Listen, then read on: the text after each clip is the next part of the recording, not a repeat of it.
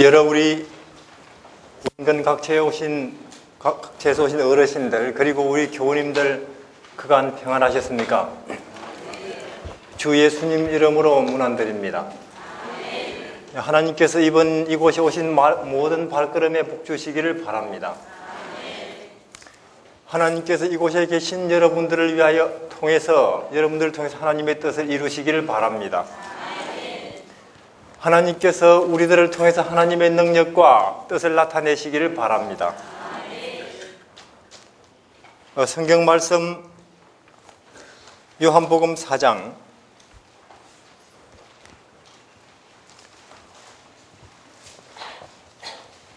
35절입니다. 너희가 넉 달이 지나야 추수할 때가 이르겠다 하지 아니하느냐? 내가 너희에게 이르노니 눈을 들어 밭을 보라. 휘어져서 추수하게 되었도다.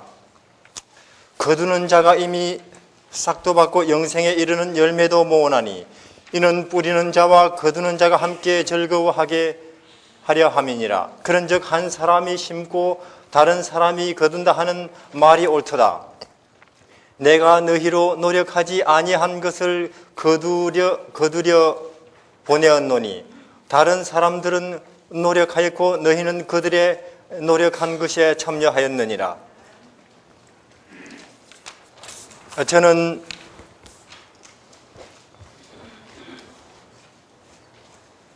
지난 13년간 대륙 선교회 관계해서 중국에서 일하던 중에 알게 되었습니다. 중국 기독교인 지금 1억인데요. 어느덧 중국은 지상에서 기독교인 가장 많은 나라가 되어버렸습니다. 그 중에 3천만이 삼자교회, 즉 공식적으로 인가받은 교회 교인이고 7천만이 지하교회, 즉 가정교인이라고 제가 들었습니다. 그리고 중국 기독교회 주류는 가정교회라고 들었습니다. 저는 지난 10여 년 가까이 그들에게로 갈 길이 열리기를 심히 고대하였지만 열리지 않았습니다. 왜냐하면 그들은 굉장히 조심스러운 집단이기 때문에 그저 한두 군데 가정 집회소 가서 그들과 함께 예배 드려 봤을 뿐이고 그 길로 끝입니다. 더 이상 전진되지 않았습니다. 근데 작년 10월에 갑자기 미국에서 전화 왔습니다. 6.1박 장로님께서 전화하셨는데 중국 가정교회 지도자들이 저를 만나자고 한다고 했습니다. 가니까 거기 수 목사님이라고 수용저 목사님, 그리고 그 동생 드보라, 그리고 백두 예루살렘 운동원, 그렇게 위마에서 우리가 만났는데요.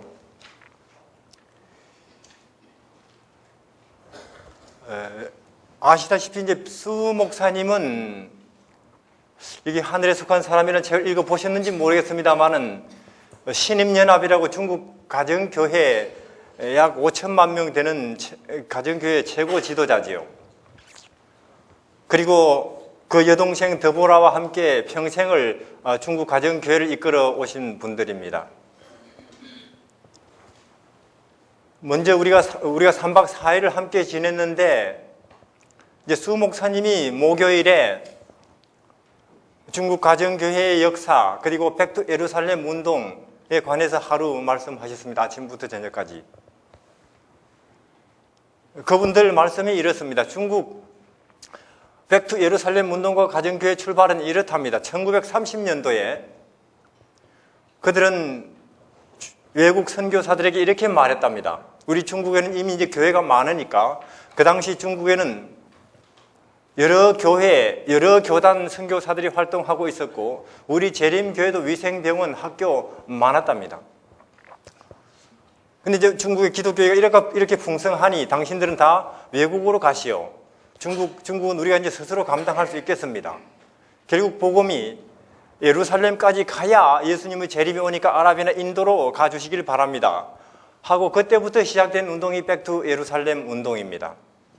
복음이 다시 사도 바울이 사실은 동쪽으로 가려고 했는데 성령이 막았지 않습니까? 마케도니아 쪽으로 가라고, 서쪽으로. 그때부터 복음은 서쪽으로 진행돼서 가는 것이 그 방향이 된 것입니다.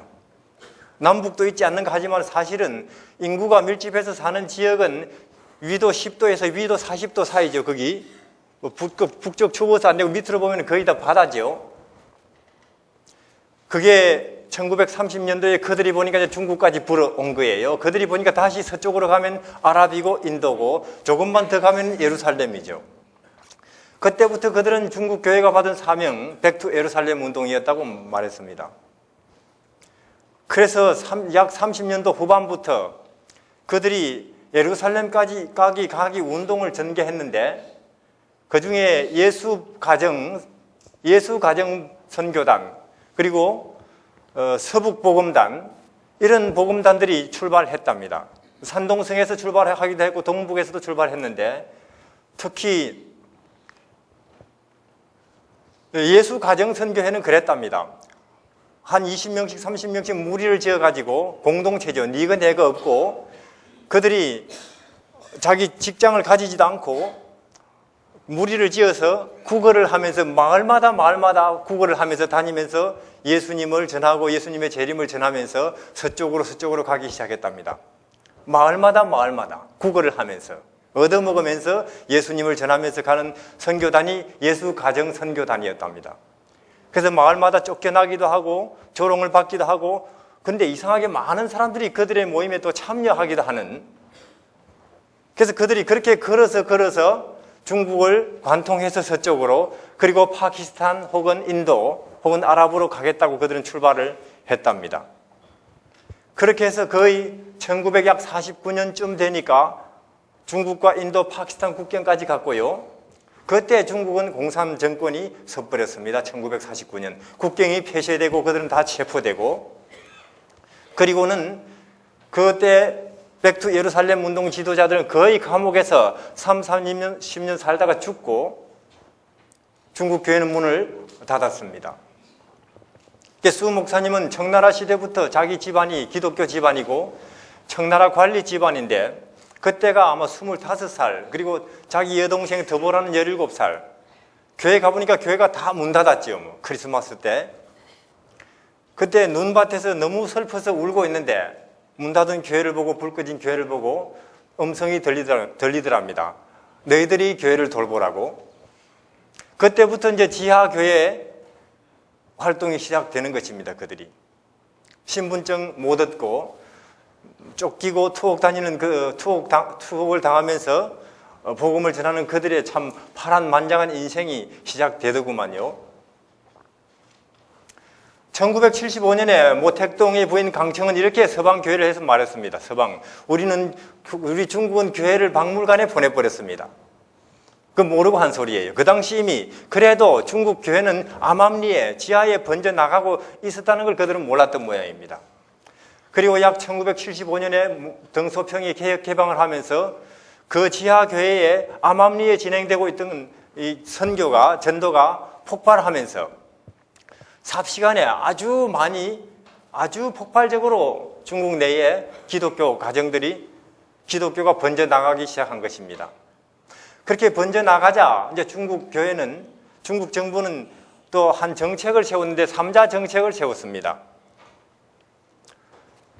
가정교회는 그 3자 정책에 참여할 수가 없었답니다. 왜냐하면 그들이 볼 때는 이것은 중국 무신론 정부가 하나님의 교회를 통제하고 관리하고 다스리기 위한 하나의 수단으로 봤기 때문에 또 실제로도 그 당시는 그랬고 즉 공산당 기관 산하에 지금도 3자 기구가 있거든요. 즉 무신론 정권 관리 속에 들어간다는 것을 그들은 알게 됐습니다. 그래서 못 들어갔죠. 안 들어간 거죠. 그러다 보니까 약 1979년부터 엄청난 박해가 온 것입니다. 중국 가정교회에. 그들은 제가 들으니까 그렇습니다. 그들은 이렇게 전도를 했답니다. 어느 마을에 가서 전도회를 합니다. 복음을 받아들이면 다시 복음 받아들이는 친구들에게 한 주일 더 성경 배우겠는가? 예, 그러면 또 지하실에 들어가서 한 주일 더 한답니다. 40일 더 구체적으로 해보겠는가? 예, 그러면 40일을 또 지하실에 들어가서 한답니다. 그리고 전도인 돼 보겠는가? 예, 그렇게 하면 6개월을 지하실에 데리고 들어간답니다. 지하실도 마을 사람들 이웃집도 모르게 지하실을 밤에 판답니다. 마당에다가 지하 흙을 자루에 담아내면서 그렇게 한번 지하실에 들어가면 한 40일씩 그렇게 밤에 들어가서 밤에 나오는, 그렇게 해서 양성한 사람이 한 10만 명 된다네요. 그래서 그들이 1979년부터 공산당의 굉장한 핍박과 박해가 왔는데, 그들은 지도자들이 거의 다 감옥 생활 한 5년에서 10년 했더라고요. 만나보니까. 죽기도 많이 죽고. 근데 항상 그 당시 중국 정부 공산당은 그들을 추적은 하지만 한 발 좀 늦더라고요. 그들이 자전거나 걸어서 도망을 가면서 어느 마을에 가서 그 집에 숨고 복음을 전하면 2, 3일 전하면 거기에 교회가 생기고, 또 잡으러 오면 또 도망을 가고, 또 도망가서 2, 3일 또 거기서 전하면 또 거기서 집회소가 생기고, 그렇게 해서 중국 전역에 삽시간에 한 5천만으로 늘어나 버린 것입니다. 삽시간에. 지금은 5천만으로 집계되고 하고 그 다음에 밖에 있는 사람까지 합치면 한 7천만으로 보더라고요. 그렇게 그들이 진행을 해왔는데, 이제 그들이 받은 사명은 그겁니다. 백투 예루살렘 운동. 즉 복음을 결국 이렇게 서쪽으로 전해서 예루살렘까지 다시 들어가면 예수님이 재림한다는 것을 그들은 믿고 그 운동을 전개하더라고요. 저는 희한한 기독교인 집단을 만나봤습니다. 제가 그 다음 날은 제가 이야기할 차례입니다. 경험에 비하면 저도 경험을 좀 이야기해볼까 하긴 했었습니다. 지난 10몇 년 동안 저도 많이 쫓겨다녔거든요. 그러던 중에 제 친구들이 죽는 것도 봤고요. 근데 제가 그분들 앞에서는 제 경험을 도저히 말을 못하겠더라고요. 그래서 저는 바로 성경을 강의했는데, 금요일 하루를 강의를 했습니다. 그 다음에 안식일 강의를 했습니다. 6.1박 장로님이 저보고 그러시더라고요. 민감한 건 말하지 말자. 왜냐? 안식일이나 혹은 영혼불멸, 다니엘서 계시록 이야기했다가 처음부터 우리가 빗나가면 안 되니까. 근데 저는 아무리 생각해도 함께 일을 하다가 그들에게는 백투 예루살렘 운동이지만 우리는 재림운동이잖아요. 나중에 알게 돼가지고 오해로 인해서 이게 문제가 생기면 더 곤란할 것 같아서 이제 일요일은 내려가야 됩니다. 내일 새벽이면 내려가야 되는데 저는 강의 시간 마쳤고 밤 9시 각자 숙소로 흩어졌는데 아무래도 저는 그걸 이야기를 해야 되겠습니다. 그래서 그들 가버린 빈 강의실에 혼자서 기도를 했습니다. 이분들이 다시 와서 성경 가르치려 하면 다니엘서 계시록 말하겠습니다. 기도 마치자마자 그 두 분이 다시 오시대요. 수 목사님하고 더불어. 그래서 9시부터 11시까지 다니엘서와 계시록의 대강을 다 말했습니다. 녹음을 하면서 듣더라고요. 그 다음날 아침 저는 안식일 아직 말 못했거든요. 지옥 영혼 말 못했거든요. 그 새벽에는 스케줄 없습니다. 마크 핀리의 그 어메이징 팩트 그 사람들이 어떻게 알았는지 그분들 인터뷰 요청을 해놓고 그 계획이 잡혀 있었죠. 저 혼자 다시 새벽에 그 강의하는 데 가서 이번에 다시 이 두 분이 다시 오면은 안식일과 영혼에 관해서 말하겠습니다. 기도 마치자마자 또 두 분이 오시대요. 또 강의하라고. 그래서 약 6시부터 8시까지 안식일 영혼에 대해서 다 이야기를 했는데 저보고 묻더구만요. 당신은 보통 몇 시간 가르치는가? 70시간 합니다. 저는 우리 대륙 선교회 우리 선교사들을 훈련할 때 70시간을 외우게 하거든요. 그럼 이번에 그걸 다 이야기할 수 있겠는가? 그때 6.1박 장로님이 저한테 다른 스케줄 이미 잡아버렸습니다. 모르겠습니다. 이번에 LA 쪽에 가면은 그 드보라 자매는 LA에 있고 당신은 콜로라도에 있으니까 그때 한 2, 3일 또 시간을 낼 수 있을 것입니다 하니까 LA 쪽에 가니까 또 수 목사님이 콜로라도에서 비행기 타고 오셨더라고요. 그래도 한 40시간밖에 못 가르쳤지요. 그걸 이야기를 쭉 들으시더만은 저보고 하는 이야기가 이 내용을 우리 중국 가정교회 지도자들에게 이야기해야 된다고 하는 거예요. 저보고. 그리고 그 자리에서는 중국 가정교회 지도자들하고 전화 연결을 합디다. 이 사람을 보낼 테니까 이 사람하고 성경 공부를 하라고. 그래서 거기서 중국 가정교회에 가장 영향력이 있는 지도자들하고 연결이 음성으로 인식이 되고 되었습니다. 그리고 저는 다시 중국으로 가서 난양에 가서 그들 지도자들하고 일주일을 성경을 공부를 했고, 그 다음에 북경에 그들 지하 신학에 가서 일주일을 한 30시간쯤 강의를 한 것 같습니다. 그리고 그들 지도자들 중에 또 우리에게 왔더라고요. 그래서 3주일을, 여기 오기 전에 3주일을 그들에게 강의를 했습니다. 저는 참으로 희한한 교인들을 봤어요. 그들은 교파나 교단 개념이 전혀 없더라고요. 이게 왜냐하면은 그 무서운 중국 공산당의 박해 속에서 우리 교단이나 교인 숫자를 늘려가지고 뭔가 인정받는 교단이 되겠다고 하는 그런 생각 자체를 할 수가 없는 거예요. 그들은 오직 이 핍박과 고난 속에서 복음을 서쪽으로 전해서 재림을 보겠다는 그것만이 유일한 그들의 소망이었습니다. 그래서 교단적 종파적 편견이 없다 보니까 아주 가르치기가 쉽고요. 그 다음에 하나는 그들은 거의 성경을 외우고 있습니다. 물론 제가 만난 사람이 많지는 않지만은 제가 만난 사람들은 그랬습니다. 그렇기 때문에 우리가 성경 이런저런 이해의 방향을 힌트만 줘도 그들이 머릿속에 암기하고 있는 성경절을 연결시켜서 성경적 결론에 빨리 도달하더라는 거죠. 그리고 그들은 제가 수 목사님이나 드보라 자매님 그들하고 함께 살아보니까 함께 숙식을 했는데 어디까지가 기도고 어디까지가 생활인지 분간이 잘 안 되더라고요. 그들은 기도가 생활이고 생활이 거의 기도더라고요. 그러니까 차를 타고 간다든지 혹시 저하고 이야기를 나누다가도 뭔가 이런저런 의논할 것이 있고 생각할 게 있으면 바로 그 자리에서 무릎을 꿇고 큰 소리로 기도를 해버립니다. 저하고 차를 타고 가다가도 그래요. 누구 이렇게 아픕디다 하면은 바로 차를 타고 가는데도 큰 소리로 하나님 아버지 아무개 이렇게 몸이 편찮답니다. 하나님 그를 위해서 지금 은혜를 베푸시고 그의 몸과 마음을 도와주시고 그렇게 큰 기도를 수시로 해버리기 때문에 저도 가끔씩 당황하면서 마음을 가다듬고 옷깃을 여미고 그렇게 수차례 했었습니다. 어디까지가 도대체 생활이고 어디까지가 기도인지 분간이 잘 안 되더구만요. 그래서 그들이 우리보다 더 재림을 간절히 사모하는 백성이 저는 그렇게 많이 있었다는 것을 몰랐습니다. 당장 저보고 그럽디다.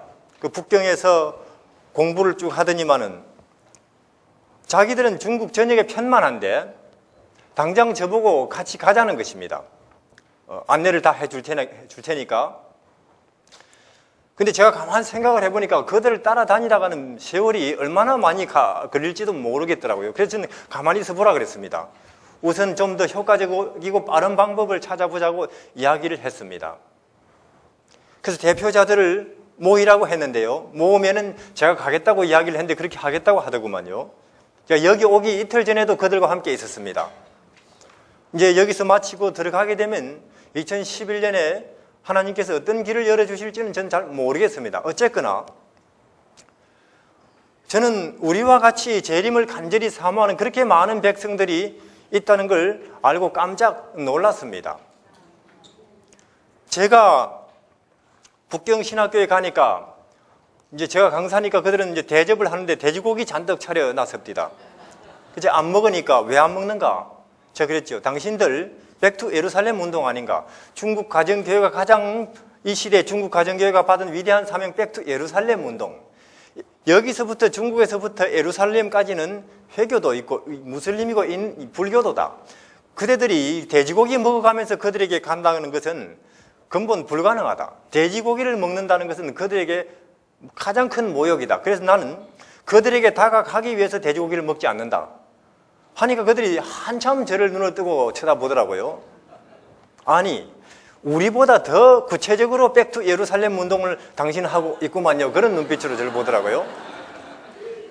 그게 첫 번째고, 그 다음에 성경을 보니까 제가 뉴스타트 강의를 했죠. 건강 면에서 본다 할지라도, 왜냐하면 그들은 거의 다 감옥 생활이나 땅바닥에 자는 험한 생활을 하다 보니까 많이 병들어 있더라고요. 거의 지도자들이 한 40대 후반에서 50대 후반인데 그 뉴스타트에 대해서 굉장히 관심을 가집니다. 그들도 많은 기적을 경험했지만은 또 재발하더라는 거예요, 병이. 그게 이제 곤혹스러운 거죠. 그러니까 그들이 그걸 다 접수하더구만요. 그 다음에 저는 안식일 지킨다 그랬습니다. 왜 그러는가 하니까 그대들 보라고. 예루살렘 그대들의 결국은 최종 목적지인데 예루살렘에는 유대인들이 산다. 그들에게 안식일을 모르고는 그들을 이해할 수가 없고 접근이 불가능하다. 그래서 우리는 그들에게 다가서기 위해서 우리는 안식일을 지킨다 하니까 또 한참을 봐요. 이제 자기들이 백투 예루살렘이 자기들의 전유물인 줄 알았는데 외국인이 그들보다 훨씬 더 회교도들 또 예루살렘으로 가는 그런 구체적 행동을 하고 있으니까 그들은 희한하게 보는 모양입니다. 당신들이 결국 회교도들이나 혹은 유대인들에게 가서 성경을 전할 거 아닌가? 그들도 성경, 모세 오경은 있는데 우리는 성경을 전하러 갑니다. 복음이 성경 속에 있으니까. 만약에 그들이 당신들이 성경을 전한다고 하면서 왜 성경 속에 있는 먹고 마시는 것, 하나님의 법을 지키지 않는가 하면은 무슨 할 말이 있겠는가 하니까 그들이 깊이 생각을 하더라고요. 그래서 지금 백투 예루살렘 운동, 이것은 우리가 받은 세천사의 기별을 어느 누구를 대상으로든지 굉장히 전하기 쉬운 하나의 화두가 되겠더라고요. 마음껏 강조해도 저는 된다고 생각을 합니다. 마음껏 숨길 필요가 없는 것입니다. 왜냐하면 중국 가정교회뿐만 아니라 현재 일요일 교단 속에서도 지금 가장 앞서가는 경건하다고 하는 사람들의 지금 키워드는 백투 예루살렘 운동입니다. 그들은. 그러니까 지금 우리 하나님께로부터 받은 기별을 마음껏 강조하고 선포해도 저는 된다는 걸 알게 됐습니다. 숨길 필요가 없는 것입니다. 우리는 얼마든지 그들을 왜 이렇게 미지근하고 가만 앉아 있습니까? 책망할 수도 있는 것입니다. 왜 이렇게 예수님의 재림이 이렇게 가까운데 왜 이렇게 그들은 미지근합니까 하고 일요일 교인들을 향해서 혹은 중국 가정 교인들을 향해서 마음껏 그들을 꾸지람해도 된다는 것입니다. 그러니까 제가 왜 이렇게 미지근합니까 하니까 이 중국 가정 교인들을 향해서 그들이 굉장히 미안해 하더라고요. 굉장히. 저는 한때는 그렇게 생각을 했습니다. 우리 재림 교인들 숫자가 점점 불어나가지고 재림 운동이 오는가 그렇게 생각을 했습니다. 근데 그게 아니라는 걸 알게 됐습니다.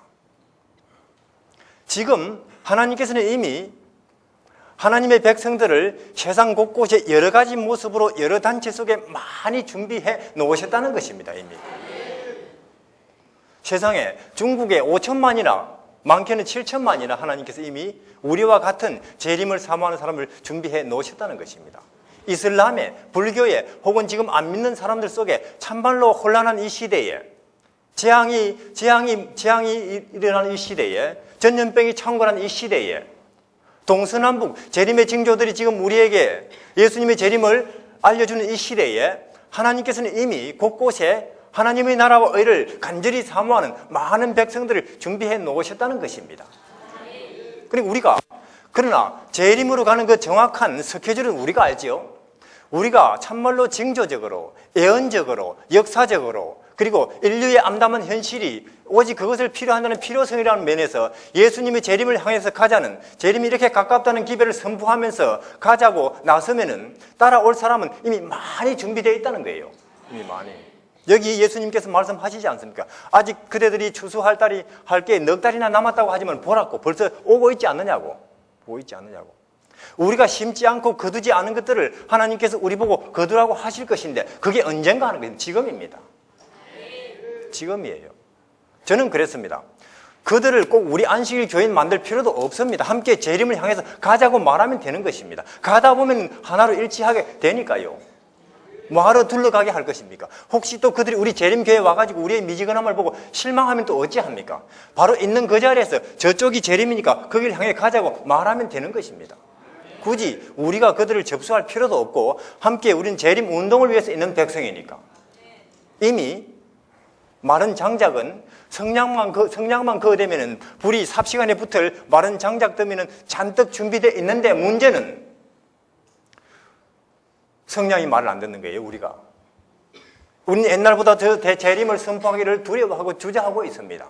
이렇게 이미 세상이 어디에서 소망을 찾아야 할지 몰라서 동서남북 헤매고 있는 이 시대에 가장 위대한 비전을 가진, 재림이라고 하는 가장 위대한 비전을 가진 이 백성이 잠잠하고 있는 거예요. 교단 운영을 걱정하고 있습니다. 오히려 우리는 이 시대에 짐승들이 떼죽음을 당하고 있는 이 시대에 이산화탄소로 지구가 온난화되면서 북극과 남극의 얼음이 녹아버리는 이 시대에 민족이 나라가 나라를 대적하여 전쟁이 지금 일어나고 있는 이 시대에 재림이 눈앞에 닥친 이 시대에 우리는 우리 자녀들의 장래를 걱정하고 있습니다. 성냥이 젖어서 불이 붙지를 않는 거예요. 이게 우리는 그들은 그랬습니다. 그들은 우리에게서 저에게서 그런 기별을 듣고 세상에나 그렇게 말해요. 하나님 감사합니다. 그래 저보고 성경이 이렇게 완벽하게 전개되다니요. 이렇게 성경이 전개되는 것을 그들은 상상도 못했다는 거예요. 예언이, 그리고 천국이, 그리고 재림이. 그들은 그저 복음이 예루살렘까지 가면은 재림이 온다는 그 작은 사실 하나만 가지고 그렇게 달리는데 우리는 얼마나 많은 증거들을 가지고도 이렇게 머물러 있는지 모르겠어요. 그래서 그들은 저보고 웁디다. 눈물을 흘려요. 세상에 하나님께서 이런 날을 준비하셨다니 하면서 우리는 지금 이 시대가 어디서 소망을 찾아야 할지 모릅니다. 지진이 일어나고 난리와 난리의 소문이 들리고 G20이 걸핏하면 모여가지고 의논을 해보지만 아무 답도 얻지 못하고 있습니다. 환경이 파괴되는 이 문제예요. 종교적인 분규, 민족 간의 분쟁. 이 시대를 소망 없는 시대라 그래요. 소망이 없는 시대. 우리에게도 소망이 없습니까? 가장 빛나는 소망을 가장 구체적으로 성경적으로 가지고 있는 백성이 우리 아니에요. 이 암담한 시대에 이 빛나는 소망을 예수님의 재림을 이야기하면서 함께 가자고 선포해야 될 백성이 우리 아닙니까? 근데 지금 우리 교단 운영을 걱정하고 있는 것입니다. 우리는 이래서는 안 되는 것입니다. 우리가 만약에 계속 이런 자세로 간다면은 촛대가 옮길 수도 있다는 것입니다. 우리는 그렇습니다. 우리는 재림이 우리 재림 교인들의 전유물이라고 생각해서는 안 될 것 같습니다. 다른 백성도 재림을 많이 기다리고 있고 우리가 이렇게 미지근하면 하나님께서 다른 백성을 일으키실 수도 얼마든지 있다는 것입니다. 2000년 전처럼. 사실상 동방박사들은 그래요. 동방박사들은 예루살렘 올 때 아마 지금쯤 예루살렘에 가면은 폭죽 터지고 음악회 있고 여러 가지 축하 행사가 있을 것이라고 큰 기대를 가지고 흥분 속에서 예루살렘에 왔습니다. 왜냐? 메시아가 태어났으니까. 그들은 메시아가 태어났으니까. 지금쯤 예루살렘에는 얼마나 흥분해 있을까? 얼마나 큰 축제 잔치 분위기일까? 폭죽이 터지고 각종 음악회가 있고 축하 행사가 있을 것이다 하고 왔는데 지죽은 듯이 조용해요. 예루살렘은. 그럴 수가 있습니까? 유대인의 왕으로 나신 이가 어디 있습니까? 충격을 받는 이야기죠. 이방인이 와가지고 예수님의 초림을 그걸 4,000년이나 기다려온 그 백성들에게 묻는 것입니다. 이방인이 와가지고 그들을 깨우고 있는 것입니다.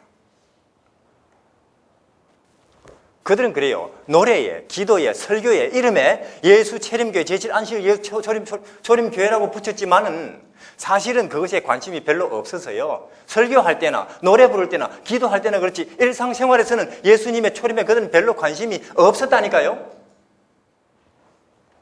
그러니까 예수님 태어날 때 됐지 뭐 어디예요? 베들레헴에. 베들레헴에요? 그럼 그들이 따라갑니까? 그 당시 그 사람들이 안 따라가요. 우리 또한 만약에 계속 이와 같이 미지근하다면 하나님께서 얼마든지 딴 백성을 일으키실 수가 있다는 것입니다. 우리는 긴장해야 된다는 것입니다. 그러니까 백투 예루살렘 운동은 하나님께서 지금 여러 가지 주변 여건은 하나님께서 우리가 재림 운동하기 좋게 조건을 만들어 주시고 있습니다. 보십시오. 난리와 난리의 소문이, 지진이, 재앙이 사람들이 내일에 대한 비전을 찾지 못하고 있습니다. 백투 예루살렘은 또 어떻습니까? 이건 아마 우리 세천사의 기별의 글로벌화이겠죠. 그렇죠? 글로벌화. 모든 교파와 모든 사람을 다 아울러서 함께 초청할 수 있는 명칭일지도 몰라요. 예를 들어서 럭키 금성이 이제 세계화하기 위해서 LG로 했지 않습니까? 선경그룹은 세계화하기 위해서 SK로 고쳤지 않습니까? 정말로 백투 예루살렘 운동은 우리 가진 기별을 모든 사람을 대상으로 마음껏 강조해도 되는 그런 마크가 되겠습니다. 저는. 우리는 이제는 머리를 들고 일어나야 되겠습니다. 각 시대마다 하나님께서 그 시대를 위해서 주신 기별이 있는데요. 물론 복음이 두 가지 있지 않습니까? 하나는 영원한 복음이고, 그건 물론 예수 그리스도가 창조하시고 예수 그리스도가 구속하시고 예수께서 지금 그대에게 행복이시다는 것. 그 다음 각 시대를 위한 기별이 있습니다. 맞습니까?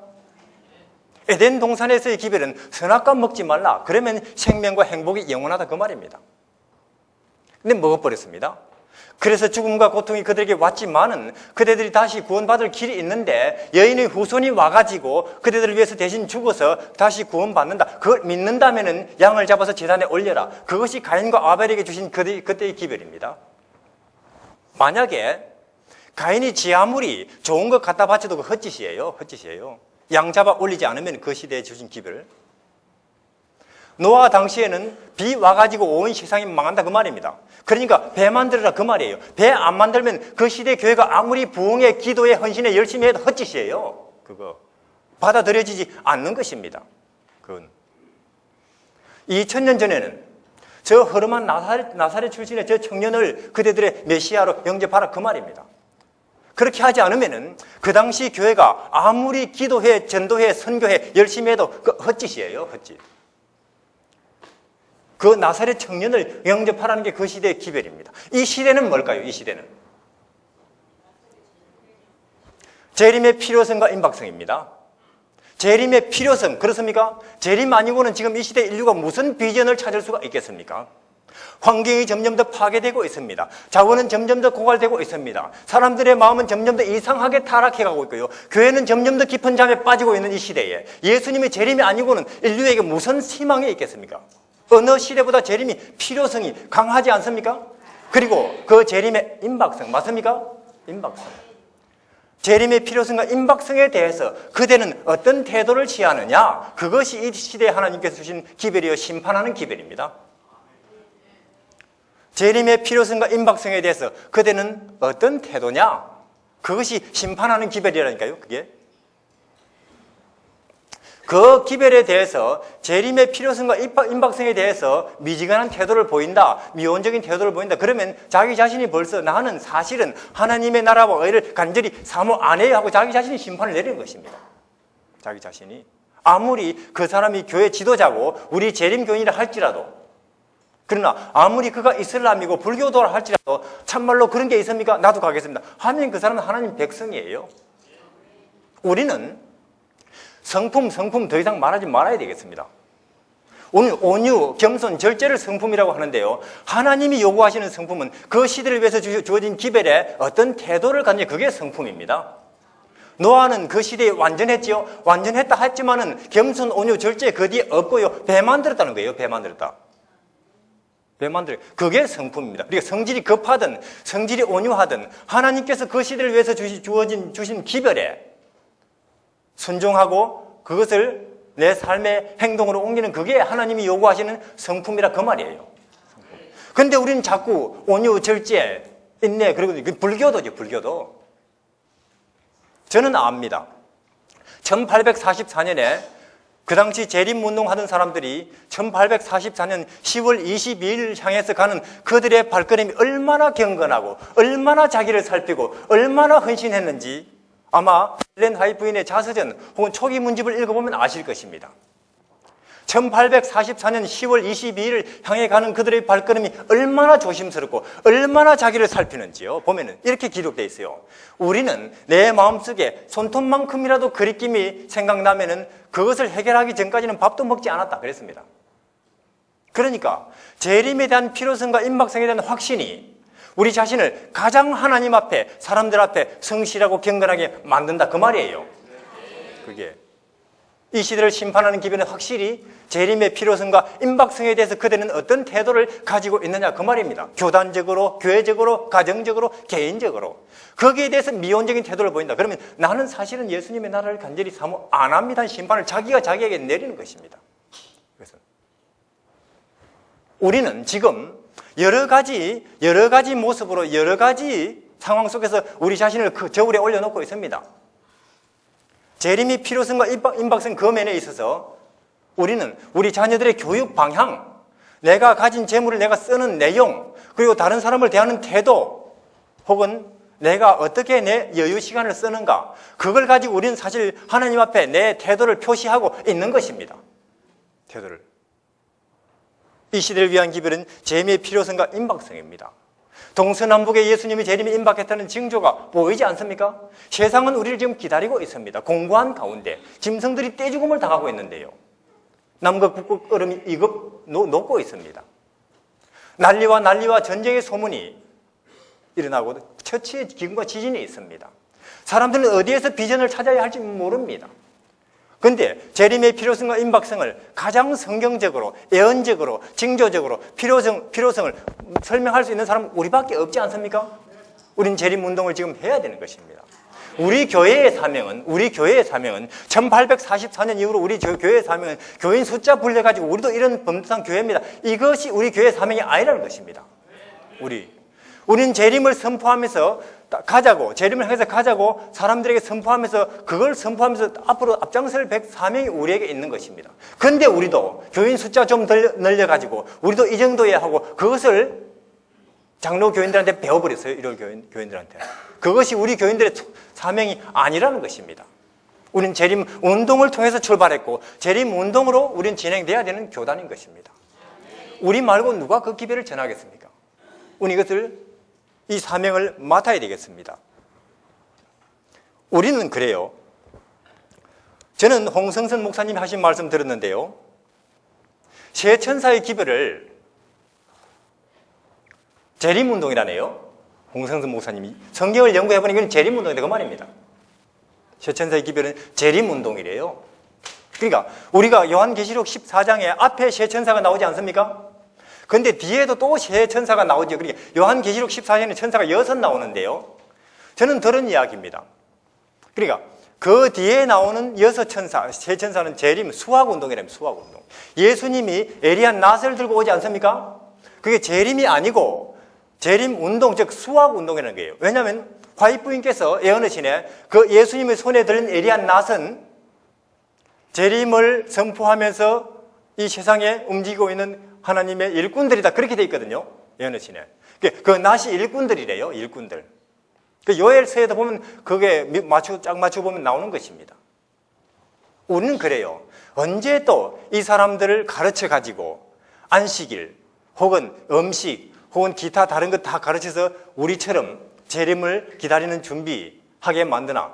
영원하지요 뭐. 그게 아니라는 것입니다. 이미 곡식은 다 익어 있다는 거예요. 포도송이도 다 익어 있는 것 같습니까? 제약이 관영하죠. 지금 보십시오. 그럼 누가 익었을까요? 우리는 2000년 전에 당연히 그 당시에 이스라엘 백성들이, 유대인이, 랍비들이, 서기관이 익었을 거라고 생각했겠지요. 근데 막상 예수님이 낫을 들고 칼을 대보니까 누가 익었어요? 막달라 마리아, 삭개오, 백부장, 이방인들이 오히려 익었습니다. 우리는요, 지금 예수님께서 낫을 들고 수학운동을 하시면 당연히 재림운동이 재림 교인들이 먼저 익었겠지 하지만 꼭 그렇지 않을지도 모릅니다. 누가 익었는지 모르는 거예요. 일단 낫을 들고 나서면 그 낫을 들고 나서는 행동이 뭐라고요? 재림운동인 것입니다. 재림운동. 우린 재림운동. 방금 여기 말씀하신 대로 너희가 넉 달이 지나야 추수할 때가 이르겠다 하지 아니하느냐. 내가 너희에게 이르노니 눈을 들어 밭을 보라. 희어져 추수하게 이미 되었도다 그 말입니다. 그러니까 우리는 지금 바로 재림운동으로 가버려야 되겠어요. 바로 재림을 선포하면서 달려가 버려야 되겠습니다. 그러면 사람들이 우리 보고 뭔가가 오긴 오는가 보다 생각하지 않겠습니까? 근데 제가 볼 때는 현재 지금 우리와 같은 태도와 자세로는 재림 기별을 전하지 못합니다. 보십시오. 만약에 저는 그렇게 생각합니다. 의사도 좋고 내 아들, 딸이 변호사, 교수 되는 건 좋습니다. 물론. 그러나 그런 배경에는 뭡니까? 앞으로 세상이 한참 더 이렇게 갈 거라는 그 계산이 깔려 있겠죠. 그러면 우리가 이런 태도와 자세로 전하는 재림을 누가 받아들이겠느냐 그 말입니다. 아니, 일요일 교인들이, 세상 사람들이 당신들 말은 재림 하지만 당신들 태도나 생활을 보니까 재림은 아직 한참 뒤에 있겠구만요. 혹은 전설이겠거나 그러겠죠. 우리가 참말로 보따리를 싸면서 재림으로 향해서 가져가 하면은 그때 그들이 뭔가 오긴 오는가 보다 긴장을 할 것입니다. 제가 이번에도 한국 온다고 배를 탔는데 전화가 중국에서 오더라고요. 중국 가정교회 지도자가 백투 예루살렘 운동 한국과 미국에서 진행되는 거 수시로 우리한테 알려줘야 됩니다. 그러더라고요. 그들은 긴장하고 불안해요. 아니, 재림 운동, 즉 백투 예루살렘 운동이 주체가 자기들인데 딴 데서 먼저 그걸 진행하면 선수를 뺏기지 않느냐. 그들 긴장해요. 우리가 긴장하고 있습니까? 재림 운동이 딴 데서 일어날지도 모르는 긴장감이 듭니까? 들어야 되는 것입니다. 자, 보세요. 노아는 120년 후에 비 올 것이라는 경고를 받았습니다. 그 경고를 받고 모든 돈 버는 족족 배 만드는 데 쏟아부어 버려요. 자기 아이들 학교 안 보냅니다. 배 만드는데 거기다 맨날 데리고 다닌다니까요. 아마 둘째 아들 함은 불만이 가득했을 것입니다. 아이고 아버지 이러다가 비 안 오면 우리 쫄딱 망하는 거 아닙니까? 그러나 노아의 말이 옳았고 비는 왔습니다. 우린 참말로 이 노아보다도 재림이 훨씬 가까운 이 시대에 재림을 믿는 것입니까, 우리가? 우린 재림을 믿는 것입니까? 믿는다면 우리 행동으로 그 태도를 보여야 되는 것입니다. 저는 그렇게 생각합니다. 1844년 이후로는 왜 정해진 시간이 없을까요? 너 하긴 나름이다 그 말입니다. 그거는 너 하긴 나름이라고. 만약에 추석이나 설처럼 정해진 시간이 있다면 2300주화처럼 정해진 시간이 있다면 우리 가만히 있어도 그 사건은 오는 것입니다. 그러나 1844년 이후로는 정해진 시간이 없습니다. 왜 그래요? 너희가 하긴 나름이다 그 말입니다. 재림은 누구에게 올까요? 그 재림을 향해서 달려가는 사람에게 올 것입니다. 앉아 기다리는 사람에게는 안 올 것입니다.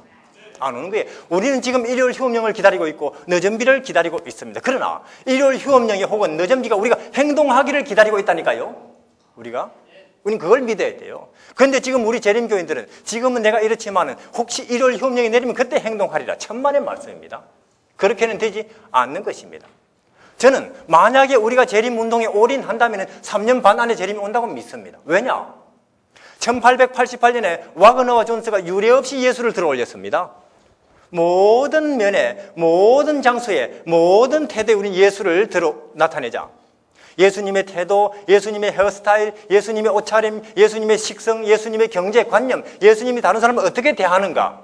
그렇게 두 젊은이가 유례없이 예수를 들어 올렸을 때 파이프인의 말씀이 저 두 젊은이의 말을 우리가 들었다면 2년 안에 하늘에 가 있었을 걸. 하나님은 하십니다. 얼마든지. 하나님께서는 기적이라는 카드가 있거든요. 늦음이라는 카드가 있거든요. 하루아침에 해치워버릴 수 있거든요. 우리가 준비되면은 늦은 비가 와버릴 것입니다. 왜냐하면 징조도 우리에게 재림을 말해주지만 우리 교회 안에 나타나는 징조는 뭡니까? 재림의 징조는 예수 그리스도의 태도와 정신과 형상이 하나님의 백성들 속에 재현되는 것. 그때 예수님이 오신다고 하지 않던가요? 그렇다는 것입니다. 우리가 참말로 재림운동에 올인한다면 거기에 나와 내 아들, 딸의 장래와 미래와 소망이 거기에 있다고 믿고 움직여 간다면 재림은 3년 반 안에 올 것입니다. 물론 그래요. 엘리야 당시에 7,000명이 그 당시 다 바알에게 무릎 꿇어 절하는데 바알에게 무릎 꿇지 않는 7,000명이 있다는 건 대단한 일입니다. 맞습니까? 대단해요. 그러나 그 7,000명 가지고는 아무 일도 안 일어나요. 엘리야 한 사람이 일어나서 난리를 피웠기 때문에 그 시대에 큰 개혁이 일어난 것입니다. 물론 우리 가정 데리고 시골 가지고 조용히 사는 거 대단하지요. 세상 흐름에 따라가지 않고. 그러나 그들 가지고는 아무 일도 안 일어난다니까요. 우리는 재림 운동을 해야 되는 것입니다. 재림을 향해서 우리는 가야 되는 것입니다. 우리는 늦은 비를 향해서 달려가야 되는 것입니다. 만약에 지금 곡식들은 도처에서 익어서 낫을 기다리고 있는데 우리는 재림 운동을 전개해야 되겠습니다. 새마을 운동 아무리 학교에서 새마을 운동을 가난 농군 학교에서 배운다고 해서 새마을 운동이 일어나는 거 아닙니다. 새마을 운동을 했기 때문에 초가 지붕이 스레트 지붕으로 변하고 골목이 반듯하게 된 거 아닙니까? 아무리 새마을 운동을 연구해 보십시오. 공부한다고 해보십시오. 그게 되는가? 마찬가지로 우리가 아무리 재림을 연구한다고 해서 재림이 오겠습니까? 재림 운동을 해야 된다는 것입니다. 재림이 올 것입니다. 저는요, 대륙선교회 소속으로 중국에서 일하고 있는데 재림운동을 하는 것이 우리 유일한 희망입니다. 물론 저희들은 자칭 선교사고 화폐나 저희가 보낸 선교사 아니거든요. 장래에 대한 보장이 그들보다 훨씬 더 못합니다. 우리도 집 없이 떠돌아 다니다 보면 이런 생각들이 모여서 우리는 앞으로 우리 자녀들이나 우리 장래 노후는 어떻게 될까? 아무리 의논해봐도 우리는 답이 없습니다. 그래서 우리는 말합니다. 재림운동을 해버리자. 재림이 와버리면 자녀 문제, 건강 문제, 노후 문제, 환경 문제 한꺼번에 해결돼 버리겠습니까? 한꺼번에 해결되니까 저희들이 선교사이기 때문에 선교지로 가는 건 아닙니다. 선교사가 되려고 가는 거예요. 우리가 선교사가 되려고 하는 이유는 우리가 복음이 없는 곳에 복음을 전해서 교회가 서는 걸 보려고 하는 게 아닙니다. 참말로 13억 하나님의 존재도 모르는 그들에게 그들 속에 일하다 보면은 하나님 아침부터 저녁까지 발이 닳도록 다녀도 이런 식으로는 한강에 돌 던지기입니다. 늦은 비라고 말씀하시지 않습니까? 친히 개입하셔서 일하셔야 됩니다. 그런 기도가 탄식처럼 나온다니까요. 하나님께서 우리의 그런 기도를 멸시하지 아니하시려고 저는 믿습니다. 지금 하나님께서 이미 각 곳에 하나님 백성을 준비해 놓으셨습니다. 각 곳에 있는 사람들은 우리의 행동을 기다리고 있습니다. 재림으로 가는 그 위대한 대열에 참여하시길 바랍니다. 감사합니다.